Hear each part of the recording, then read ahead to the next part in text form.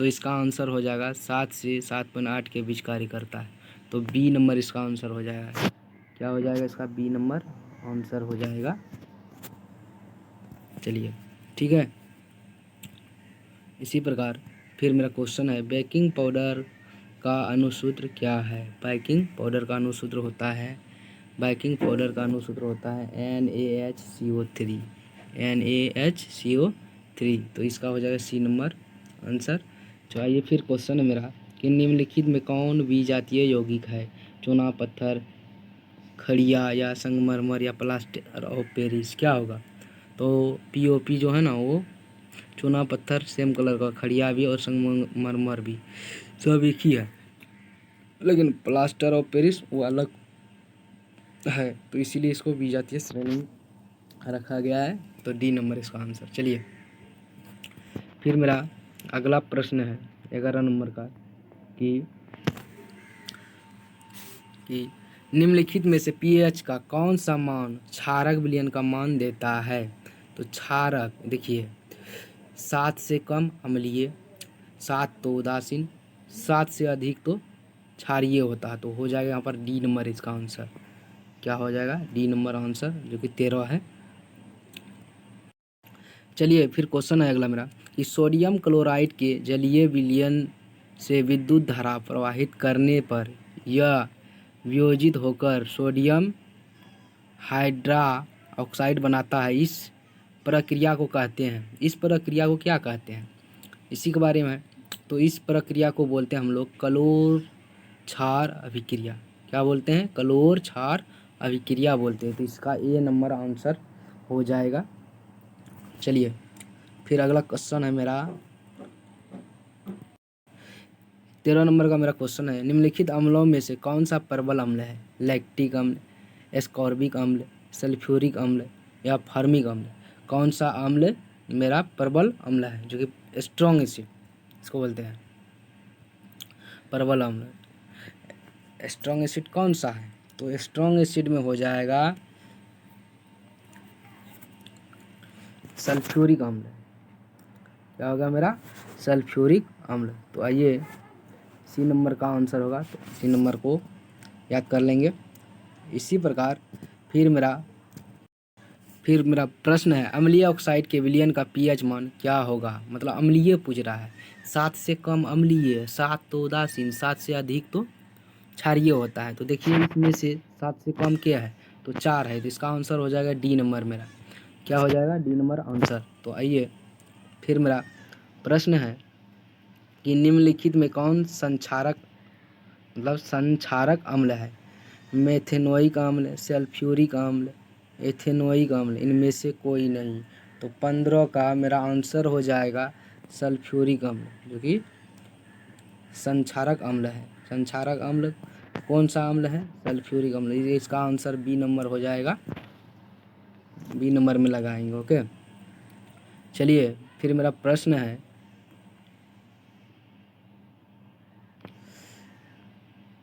कि लिटमस विलयन को बैंगनी रंग का रंजक होता है, यह किस पदार्थ का बना होता है? कवक, लीचेन, जिम्नोस्पर्म, इनमें से कोई नहीं। तो आइए इस 16 नंबर का आंसर होगा लीचेन। क्या होगा? लीचेन। तो बी नंबर इसका आंसर हो जाएगा। बी नंबर को टिक करेंगे। इसी प्रकार फिर मेरा प्रश्न है कि जल में घुलनशील भस्म कहलाता है, जल में घुलनशील भस्म कहलाता है। 17 नंबर का मेरा क्वेश्चन का आंसर है कि जल में घुलनशील भस्म कहलाता है क्षार। क्या कहलाएगा? क्षार कहलाएगा। तो बी नंबर इसका आंसर हो जाएगा। क्या होगा इसका? बी नंबर आंसर होगा। तो क्षार कहलाता है, बी में टिक करेंगे। चलिए फिर मेरा प्रश्न है कि मिल्क ऑफ मैग्नीशिया का pH मान होता है, मिल्क ऑफ मैग्नीशिया का pH मान होता है 18 का मेरा इसका आंसर होगा डी नंबर। तो डी नंबर में टिक करेंगे कि 10.5 होता है। मिल्क ऑफ मैग्नीशिया का pH मान 10.5 होता है। चलिए फिर मेरा प्रश्न है कि निम्नलिखित में कौन सा द्विक्षारकीय अम्ल है? द्विक्षारकीय अम्ल है। 19 नंबर का मेरा प्रश्न का आंसर है कि H2SO4। चलिए फिर मेरा प्रश्न है कि बैटरी का अम्ल है सांद्र अम्ल, सांद्र HCl अम्ल, या सांद्र HNO3, या सांद्र H2SO4, इनमें से कोई नहीं। तो यही होगा मेरा बैटरी का सी नंबर आंसर होगा, जो कि H2SO4 जिसे सल्फ्यूरिक अम्ल भी बोलते हैं। चलिए उसके बाद एसेटिक अम्ल एक दुर्बल अम्ल है क्योंकि इसके जलीय विलयन अम्लीय होते हैं, कि ये ज़्यादा आयनित होते हैं, ये कम आयनित होते हैं, ये बॉन्ड COH समूह रखते हैं, तो क्या रखते हैं? तो 21 नंबर का इसका आंसर हो जाएगा सी नंबर, क्योंकि ये कम आयनित होते हैं। तो चलिए इसका सी नंबर आंसर होगा। इसी प्रकार फिर मेरा प्रश्न है कि निम्नलिखित में सबसे प्रबल लवण कौन है? प्रबल लवण बोल रहा है, प्रबल लवण है, तो लवण है यहाँ पर NaCl, CaCl2, या BaSO4, या LiCl, क्या होगा? तो बोलिए इसका आंसर 22 नंबर का होगा ए नंबर, NaCl, सोडियम क्लोराइड। प्रबल लवण होगा सोडियम क्लोराइड, तो ए नंबर इसका आंसर। चलिए इसी प्रकार फिर मेरा प्रश्न है कि दांतों को साफ करने के लिए दंत मंजन यानी टूथपेस्ट प्रायः होता है, कैसा होता है? क्षारीय, अम्लीय, या लवण युक्त, इनमें से कोई नहीं। 23 नंबर का आंसर। देखिए यदि अम्लीय रहेगा तो मुंह हाथ जला के रखिए देगा, लवण युक्त तो होगा नहीं, नमकीन ये भी नहीं होगा, तो क्या होगा? क्षारीय होगा। क्या होगा? क्षारीय। तो इसका ए नंबर आंसर होगा। जो दंत मंजन जो होगा ना क्षारीय होता है, क्या होता है? क्षारीय। तो आइए फिर मेरा प्रश्न है 24 नंबर, कहता है शुद्ध जल का pH मान होता है, शुद्ध जल, ओहो शुद्ध जल का pH मान होता है। देखिए 24 नंबर का आंसर है मेरा हो जाएगा, pH मान बोल रहा है, शुद्ध जल का बोल रहा है ना, शुद्ध जल का pH मान होगा 7। क्या होगा? 7, जो कि उदासीन होता है। शुद्ध जल का pH मान 7 ही होगा। तो 24 नंबर का ये आंसर हो गया 7। चलिए फिर 25 नंबर क्वेश्चन है कि जब CO2 मतलब कार्बन डाइऑक्साइड गैस को पानी में घोला जाता है तो विलयन का pH मान होता है, क्या होगा? 7 से अधिक, या 7 से कम, इनमें से कोई नहीं। तो 25 नंबर का क्वेश्चन बहुत बढ़िया ही क्वेश्चन है। तो ये हो जाएगा क्या? कार्बन डाइऑक्साइड को जैसे ही पानी में मतलब पानी में जो घोला जाता है ना, तो वो हो जाता है 7 से कम, मतलब वो हो जाएगा अम्लीय। कैसा हो जाएगा? अम्लीय। उसका pH मान 7 से कम हो जाता है। चलिए फिर है मेरा मतलब यहाँ कली चूना का रासायनिक सूत्र, मतलब कली चूना या तो काली चूना भी बोल सकते हैं, कली चूना का रासायनिक सूत्र होता है। 26 नंबर क्वेश्चन है। 26 नंबर का क्वेश्चन है मेरा कि काली चूना क्या है? काली।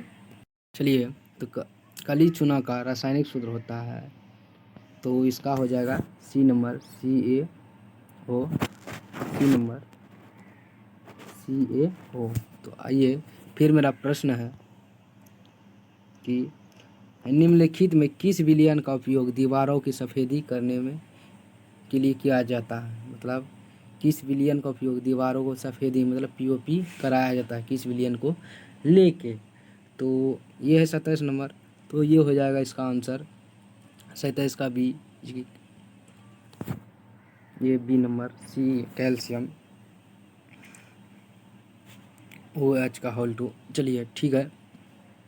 इसके बाद फिर देखेंगे निम्नलिखित में से कौन सा बुझा हुआ चूना है? CaOH2 का मतलब CaOH का होल 2, उसके बाद CaCO3 या Ca, क्या होगा? तो 28 नंबर का मेरा आंसर होगा बी नंबर, बी नंबर। चलिए फिर मेरा प्रश्न है कि लवण Na2CO3 का जलीय विलयन का पीएच मान है। लवण Na2CO3 का जलीय विलयन का पीएच है, क्या होगा इसका पीएच? तो बताइए। 29 का आंसर होगा बी नंबर, 7 से अधिक। क्या होगा? 7 से अधिक। बी नंबर ही आंसर होगा इसका, 7 से अधिक। तो मारेंगे इसे। चलिए इसी प्रकार फिर मेरा 30 नंबर का क्वेश्चन है, कहता है एसिटिक अम्ल का IUPAC नाम है। एसिटिक अम्ल का IUPAC नाम है। 30 नंबर का हो जाएगा एथेनोइक अम्ल। तो ए नंबर इसका आंसर हो जाएगा। चलिए सिर्फ मैं आंसर बताते जा रहा हूँ, 4 ऑप्शन बोलना ज़रूरी नहीं है, लेकिन याद कर लीजिएगा। सिर्फ आंसर हम यहाँ पर बता रहे हैं, आप एक तरफ से देख लीजिएगा। चलिए फिर है, निम्नलिखित में कौन सा आयन लाल लिटमस को नीला कर सकता है? H+ आयन, OH-, Cl- या O2-। तो क्या होगा यहाँ पर? तो इसका होगा 31 का OH-। तो बी नंबर इसका आंसर होगा। चलिए फिर है 32 नंबर मेरा क्वेश्चन। 32 नंबर मेरा क्वेश्चन है कि कोई विलयन नीले लिटमस पत्र को लाल कर देता है, उसका पीएच संभवतः होगा 5, 7, 8, 10। क्या होगा? कोई विलयन नीले लिटमस, वहाँ लाल लिटमस था, यहाँ नीले लिटमस को पत्र को लाल कर देता है। नीले लिटमस पत्र को क्या कर देता है? लाल कर देता है। 32 का तो देखिए सीधा सी बात है, यहाँ पर लाल था तो वहाँ पर 7 से अधिक क्षारीय लेते थे, यहाँ पर नीला है तो यहाँ क्या लेना होगा? अम्लीय लेना होगा। सीधा सी बात है, 7 से कम। 7 से कम क्यों होगा? यहाँ पर 5 नज़र आ रहा है जो कि अम्लीय होता है पीएच मान। तो इसका आंसर हो जाएगा ए नंबर। चलिए फिर है, ऑक्जेलिक अम्ल का प्राकृतिक स्रोत निम्नलिखित में है। संतरा, टमाटर, सिरका, इमली। ऑक्जेलिक अम्ल है। 33 का आंसर हो जाएगा बी टमाटर। टमाटर का अम्ल होता है। टमाटर में कौन सा अम्ल पाया जाता है? ऑक्जेलिक अम्ल। चलिए ठीक है फिर मेरा एक क्वेश्चन है 34 नंबर का। एक छात्र जांच परख नली के लिए एक सोडियम बाइकार्बोनेट के तनु विलयन में सार्वभौम सूचक की कुछ बूंद मिलाता है, तो निम्नलिखित में कौन सा रंग दिखाई देगा? मतलब दिखेगा कौन सा रंग? नीला, हरा, नारंगी, पीला। क्या होगा? 34 का आंसर हो जाएगा ए नंबर, नीला दिखाई देगा। क्या देगा? नीला। चलिए फिर है मेरा क्वेश्चन 35 नंबर कि एक जांच परख नली के लिए विलयन में एक लोहे की कील को डुबाया गया। आधे घंटे के बाद यह देखा गया कि विलयन का रंग परिवर्तित हो चुका है। उस जांच परख नली में विलयन था ZnSO4 या CuSO4 या FeSO4 Al2SO4 का होल 3। तो क्या था? इस तरह से है इसका ऑब्जेक्टिव, बहुत ही बढ़िया ऑब्जेक्टिव है। चलिए इसका आंसर जान लेते हैं। 35 का हो जाएगा बी नंबर आंसर, CuSO4। क्या होगा? B number answer CuSO4। तो इस तरह से हम। चलिए फिर मेरा प्रश्न है कि प्लास्टर ऑफ पेरिस का रासायनिक सूत्र होता है CaSO4 इंटू 2H2O या CaSO4 इंटू हाफ H2O या Na2CO3 इंटू 10H2O। इनमें से कोई नहीं। क्या होगा? बोल रहा है यहाँ पर प्लास्टर ऑफ पेरिस का रासायनिक सूत्र बोल रहा है ना, प्लास्टर POP का सूत्र। चलिए 36 नंबर का मेरा आंसर हो जाएगा CaSO4 इंटू हाफ H2O। तो बी नंबर इसका आंसर हो जाएगा। चलिए फिर मेरा प्रश्न है कि लिटमस विलयन जब ना तो अम्लीय होता है ना ही क्षारीय, तब यह किस रंग का होता है? लाल, नीला, बैंगनी, काला। कैसा कलर हो जाएगा? मतलब जब उदासीन रहता है लिटमस, कहने मतलब ना ही अम्लीय ना ही क्षारीय, क्या होगा? उदासीन होगा। जब उदासीन होगा तो कैसा कलर का होगा? तो यह पूछ रहा है, यह वाला प्रश्न में बहुत ही बढ़िया क्वेश्चन है। ये क्वेश्चन को बहुत ही बढ़िया से देखना। 37 नंबर का ये हो जाएगा लाल कलर का हो जाता है। कौन कलर का हो जाता है? लाल कलर का। ये नंबर इसका आंसर होगा। चलिए फिर मेरा क्वेश्चन है, आयोडीन युक्त नमक है, मतलब कहने का मतलब यहाँ पर है कि आयोडीन युक्त नमक में क्या है मिला हुआ? NaCl प्लस Ki या NaCl plus KiO3। C number में है ए और बी दोनों, इनमें से कोई नहीं। चलिए 38 नंबर का मेरा आंसर होगा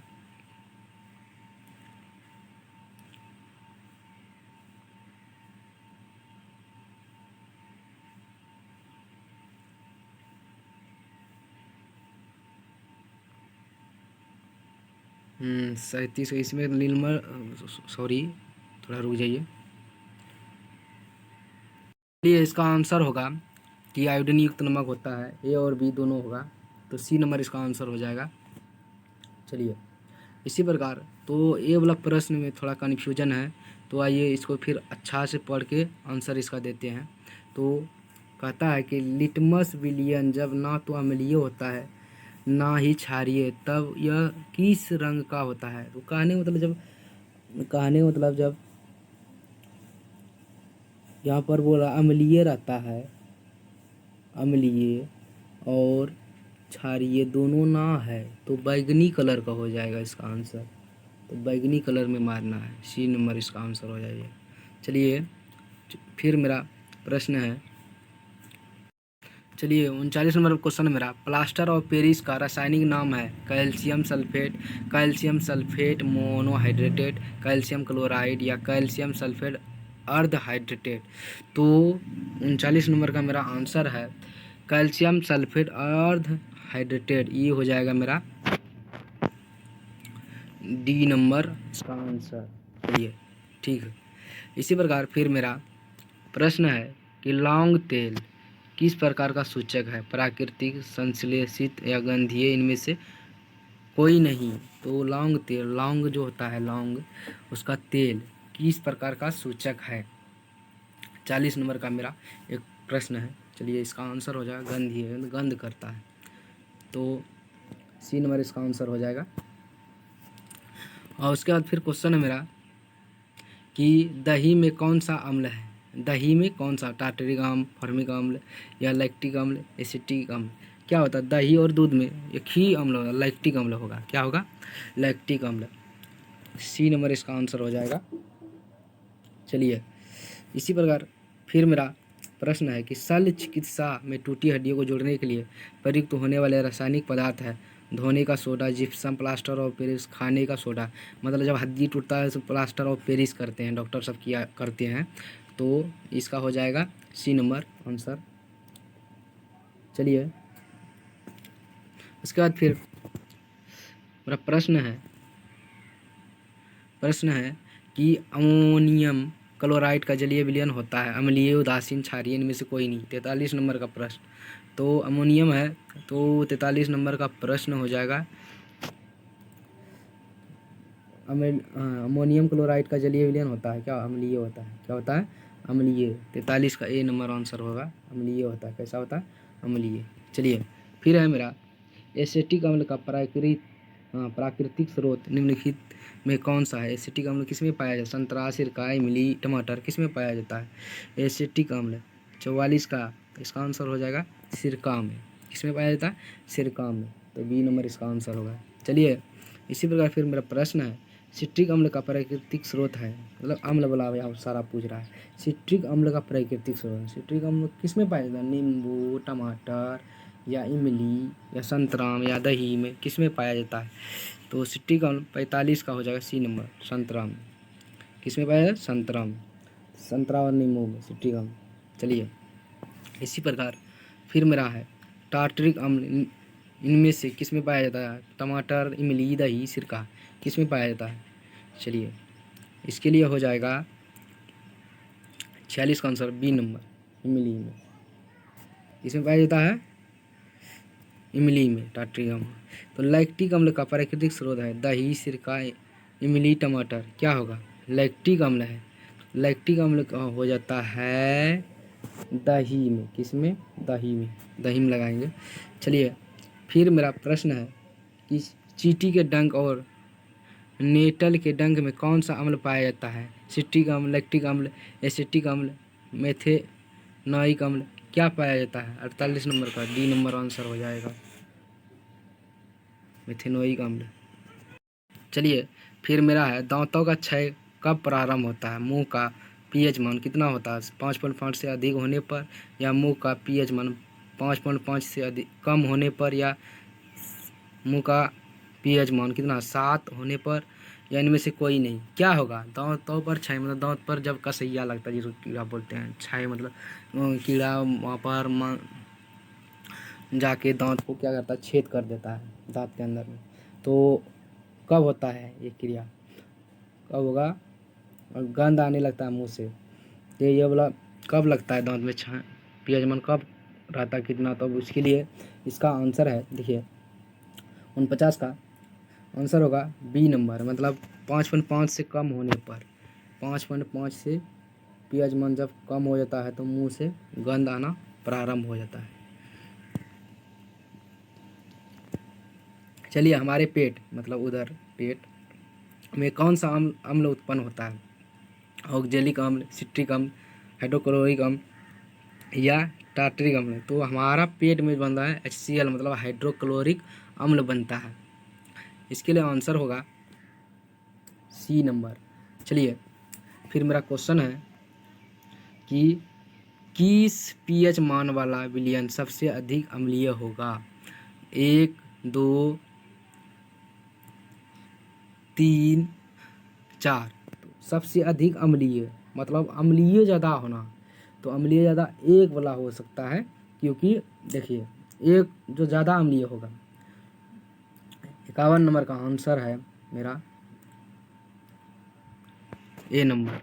चलिए एक जो है ना ज़्यादा अम्लीय होता है। चलिए उसके बाद धोने का सोडा का रासायनिक सूत्र है। धोने का सोडा का रासायनिक सूत्र क्या है? Na2CO3 इंटू 10H2O, या Na2CO इंटू H2O, या NaCO3 इंटू 10H2O, या यहाँ पर है NaCO4 इंटू 10H2O। क्या होगा? धोने का सोडा का रासायनिक सूत्र होता है, 52 नंबर का आंसर हो जाएगा ए नंबर, Na2CO3 इंटू 10H2O। तो ए नंबर इसका आंसर होगा। चलिए इसी प्रकार बेकिंग सोडा का रासायनिक नाम है सोडियम कार्बोनेट, या sodium hydrogen carbonate, calcium carbonate, calcium hydrogen carbonate. क्या होगा? तो बेकिंग सोडा का रासायनिक नाम बोल रहा है, ये हो गया 53 नंबर का। देखिए आंसर होगा B number, sodium hydrogen carbonate. Sodium hydrogen carbonate इसका हो जाएगा बी नंबर आंसर। चलिए इसी प्रकार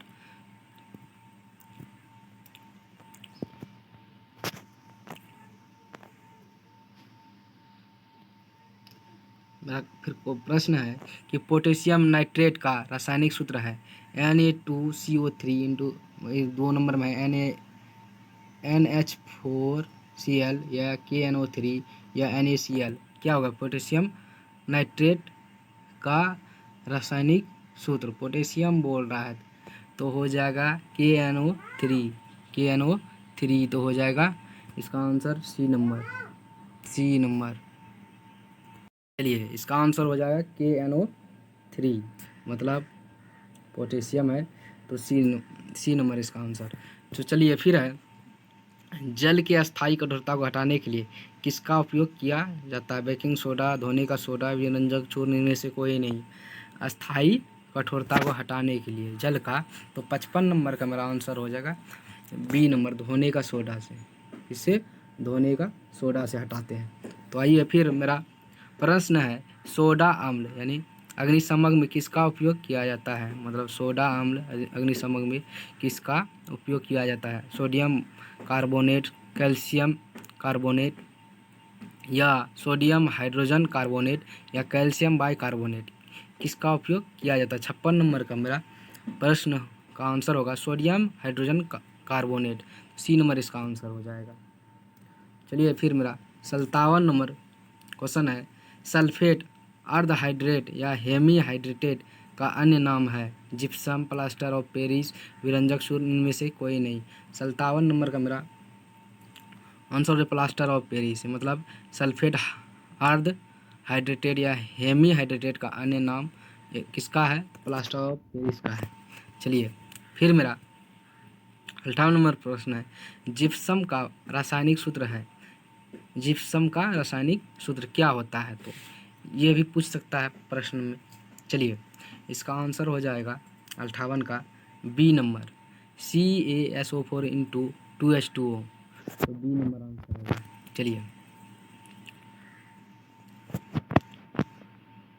बी नंबर आंसर होगा इसका।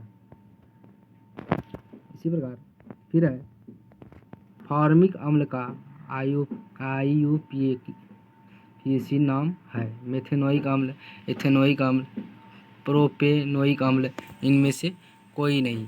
तो इसका आंसर हो जाएगा 59 का ए नंबर, मेथेनोइक अम्ल। चलिए फिर मेरा प्रश्न है, अम्ल का pH मान होता है 7 से कम, 7 से अधिक, 7 या 14? 7 से कम क्या होगा? 7 से कम अम्ल है तो 7 से कम, ए नंबर इसका आंसर होगा। 61 नंबर में है, निम्नलिखित में कौन सा गैस चूने के पानी की दूधिया कर देता है? मतलब चूना का पानी दूधिया कलर का कर देता है, Cl2 गैस या SO2 या CO2 या O2 गैस। कौन गैस जो कि मतलब चूने के पानी को दूधिया कलर का कर देता है? तो हो जाएगा 61 का C number, carbon dioxide gas. चलिए इसके बाद है, निम्नलिखित में कौन भस्म नहीं है? CaO, NaCl, NaOH, Na2CO3, भस्म बोल रहा है, तो भस्म कौन नहीं है? तो इसका आंसर है NaCl, जो कि लवण है। चलिए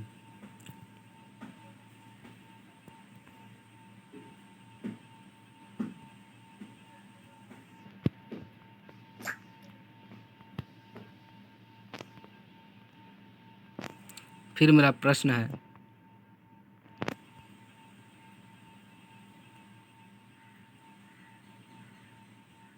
कि सिरका में निम्न में कौन सा अम्ल पाया जाता है?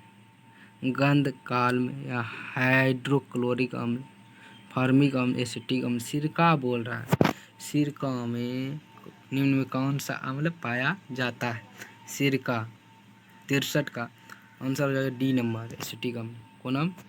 एसिटिक अम्ल। चलिए, अम्ल और क्षार आपस में अभिक्रिया कर क्या बनाते हैं? परवल क्षार या परवल अम्ल या लवण क्षार क्या बनाते हैं? अम्ल और क्षार आपस में अभिक्रिया कर क्या बनाते हैं? यह वाला प्रश्न हुआ। 64 का आंसर हो जाएगा सी नंबर, लवण। क्या बनाते हैं? लवण बनाते हैं। चलिए फिर मेरा प्रश्न है 65 नंबर का कि अम्लीय वर्षा के जल का pH मान होना चाहिए। अम्लीय वर्षा के जल का pH मान होना चाहिए, कैसा होना चाहिए? तो अम्लीय वर्षा है तो इसका हो जाएगा 5.6 से कम, 5.6 से कम। चलिए इसका बी नंबर आंसर हो जाएगा। इसी प्रकार है 66 नंबर में, निम्नलिखित में कौन सा प्राकृतिक सूचक हल्दी, मेथिल ऑरेंज, फिनॉल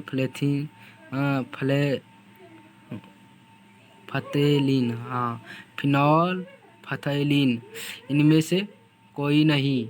और तो 66 का आंसर हो जाएगा ए नंबर, हल्दी। क्या है? हल्दी प्राकृतिक सूचक। चलिए उसके बाद है 67, निम्नलिखित में कौन सा क्षारीय ऑक्साइड है? SO2, NO2, P2O5, Na2O। तो क्या होगा? 67 का आंसर हो जाएगा डी नंबर, Na2O। इसी प्रकार है फिर मेरा, बेकिंग पाउडर का एक मिश्रण है, Na2CO3 एवं CaO का, NaHCO3 एवं एसिटिक अम्ल का, CaOH का होल 2 एवं Na2O का, या NaHCO3 एवं टार्टरिक अम्ल का? किसका होगा? बेकिंग पाउडर एक मिश्रण है, तो डी नंबर हो जाएगा, NaHCO3 CO3 एवं टार्ट्रिक अम्ल को मिलाएंगे तो बेकिंग पाउडर का क्या हो जाएगा? मिश्रण। आशा करते हैं ये वीडियो समझ में आए तो चैनल को सब्सक्राइब और वीडियो को लाइक और शेयर ज़रूर करें। तो इस तरह से और वो भी आएगा वीडियो।